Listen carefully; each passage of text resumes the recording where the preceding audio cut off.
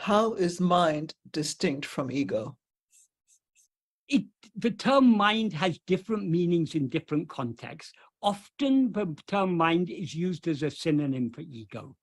When we talk about the mind knowing something, or the mind seeing something, we're talking of the mind as the subject.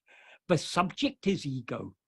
But we also use the mind more broadly to refer to all other thoughts. So in the broadest sense of the term mind, we can say the mind consists of both subject and object, ego and other thoughts. But what the mind essentially is, as Bhagavan points out in verse 18 of Upadeshundya, is only the ego, the thought called I. Because all other thoughts appear only in the view of this first thought. So the essence of the mind, what the mind essentially is only the subject. But we also use the mind as a term referring to all the other thoughts. So the exact meaning of the term mind depends on the context in which it's used.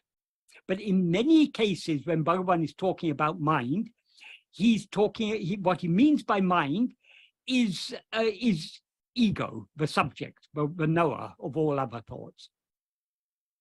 However, we need to be very careful because Bhagavan says we should always, Bhagavan sometimes talks about investigating the mind. When he talks about investigating the mind, he does not mean investigating other thoughts. He means only investigating this first thought I. Attending to other thoughts is anya-bhava. Attending to I alone is ananya-bhava. But other spiritual teachers also say, oh, you should watch the mind. What they mean by watch the mind is watch the thoughts. That's something completely different. So we need to be very careful with words. We need to understand what the words are referring to. So if we are talking about the mind, if we're using the mind referring to the subject, that is ego. If we're talking about the mind referring to other thoughts, that is other thoughts, they're objects. And we also use the term mind in other things. We say, put your mind on the subject at hand. That means put your attention on it. So Bhagavan says, he defines ātma-vicāra in the 16th paragraph of Nana. He says exactly what ātma-vicāra is. Sadakalamum manate ātma-vilve tirupatikutan ātma-vicāram endrupaya. That literally means the name ātma-vicāra is only for always keeping the mind on oneself. Keeping the mind on ourselves means keeping our attention on ourselves. And when he says that is the name for that, that means the name ātma-vicāra refers only to always keeping our mind on ourselves. So ātma-vicāra is nothing but keeping the mind fixed on ourselves. Their mind means attention.